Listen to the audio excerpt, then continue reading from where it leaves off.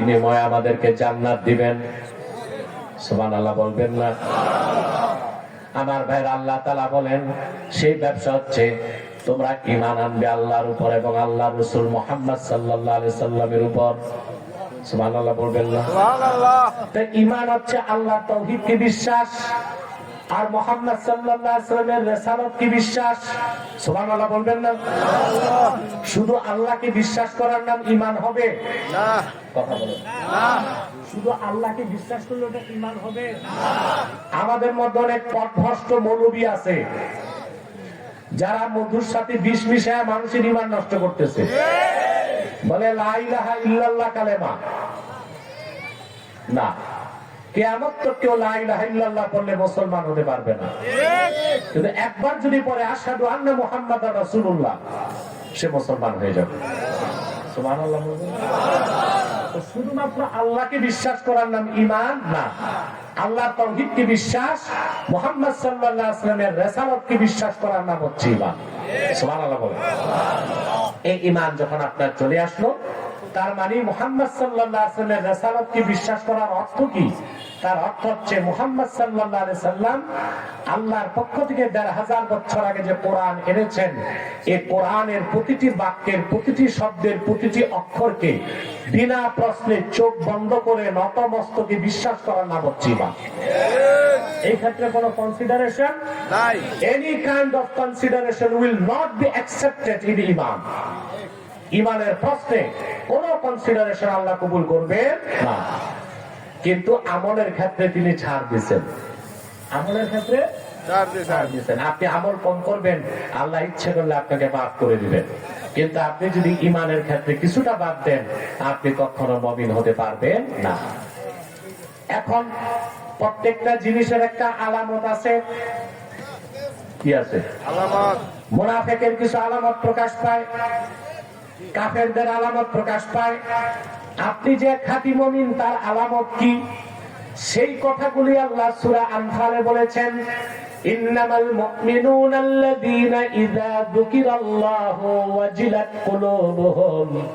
খাঁটি মুমিন তো তারাই, তাদের সামনে যখন আল্লাহর জিকির হয়, আল্লাহর ভয়টা তাদের অন্তরগুলো নরম হয়ে যায়। সুবহানাল্লাহ। খাঁটি মুমিন যারা, আল্লাহর জিকির হলে তাদের অন্তর কি হয়? নরম হয়ে যায়। এখন এখানে জিকির অর্থ কি, এটা বুঝতে হবে। আমরা বাঙালি ৮৮% মুসলমান জিকির বুঝি শুধু ২ ঠোঁটের জিকির। সকালে ১০ মিনিট জিকির, বিকালে ১০ মিনিট জিকির, আর সারাদিন সুদ খায়, ঘুষ খায়। এতিম ভাতিরা সম্পদ লুণ্ঠন করে, খেতে সীমানা ডাকায়, পাল্লায় ওজনে কম দেয়, খাদ্যে ভেজাল মিশায়, মিথ্যা সাক্ষী দেয়, লুটপাট করে, চাঁদাবাজি করে, টেন্ডারবাজি করে, দাগাবাজি করে, সন্ত্রাস করে, আর বিচার আচারে বসলে ২ দিক থেকে বাইপাস করে। এগুলো তো নাই এলাকায়।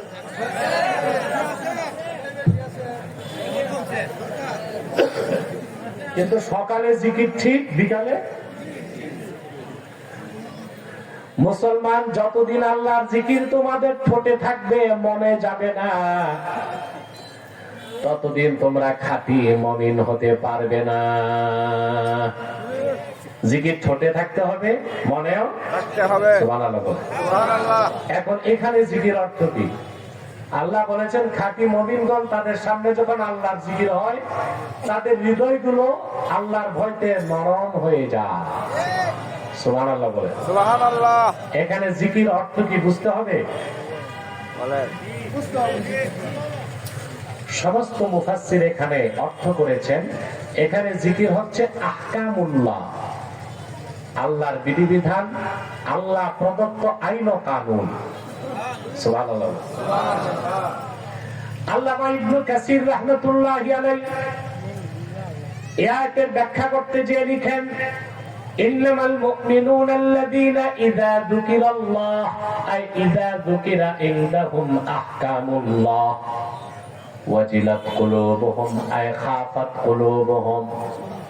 খাঁটি মুমিন তারাই, তাদের সামনে যখন আল্লাহর বিধিবিধান উচ্চারিত হয়, আল্লাহর বিধান মানার জন্য তাদের অন্তরগুলো নরম হয়ে যায়। তাহলে সকাল সন্ধ্যার জিকিরটাই জিকির না আল্লাহর বিধানগুলো জিকির? আল্লাহর বিধানগুলো জিকির। কথা বলবেন না? আল্লাহর বিধানগুলো কি জিকির? আল্লাহ কোরআন শরীফে অনেকগুলো বিষয়কে জিকির বলছেন। আল্লাহ তাআলা সালাতকে জিকির বলেছেন, তোয়াফকে জিকির বলেছেন, সাইকে জিকির বলেছেন,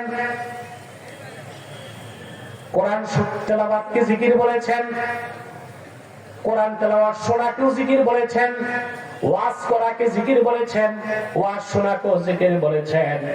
আবার আল্লাহ তার পক্ষ থেকে বান্দার জন্য যে আহকাম, যে কনস্টিটিউশন, যে সংবিধান, যে আইনে কানুন দিয়েছেন সেটাকে আল্লাহ জিকির বলেছেন। বলেন সুবহানাল্লাহ। সুবহানাল্লাহ। ওই জিকিরটা কি বাংলাদেশে আছে নাকি? আছে। আছে। শরাবখোরকে 80 দোররা লাগাও, হুকুম কার? আল্লাহর। চোর চুরি করলে হাত কাটো, কার বিধান? আল্লাহর। জেনাকার যদি জেনা করে সাক্ষী প্রমাণে প্রমাণিত হয় তাকে সঙ্গে সার করো, কার বিধান? আল্লাহর। ঘুষখোরকে অ্যারেস্ট করো, চাকরি থেকে বহিষ্কার করো, কার বিধান? আল্লাহর। কোন সতী সাধ্বী নারীকে কেউ যদি কলঙ্ক লেপন করে তাকে হাদ্দে কাযাব হিসেবে 80 দোররা লাগাও, কার বিধান? আল্লাহর। জোরে বলেন। আল্লাহর। যত বিধান আল্লাহ কোরআন শরীফে নাযিল করেছেন এই বিধানগুলোকে আল্লাহ জিকির বলেছেন। খাঁটি মুমিন ছাড়া আল্লাহর এই বিধানগুলোকে কেউ মেনে নিবে না। যে মাঝে মধ্যে নামাজ রোজা করে টুপি দাঁড়িয়ে আছে কিন্তু দেখা যায় আল্লাহর বিধান মানতে প্রস্তুত না, ওই লোকটা মুনাফিক। ওই লোকটা কি? মুনাফিক। ওর সমস্যা আছে। কোথায় সমস্যা? কলবে। জোরে বলেন। মূল জায়গায় সমস্যা। মূল জায়গায় কি? দেখেন না আমাদের দেশে মুসলিম নামধারী অনেকে বলে, বড় গলায় বলে, কিসের শরীয়তের বিধান? দেশ চলবে মডার্ন আইনে। কিসের মডার্ন আইন? আবার ইংরেজরা যে আইনটা আপনাদেরকে দিয়ে গেছে এটা 196 বছরের পুরনো আইন।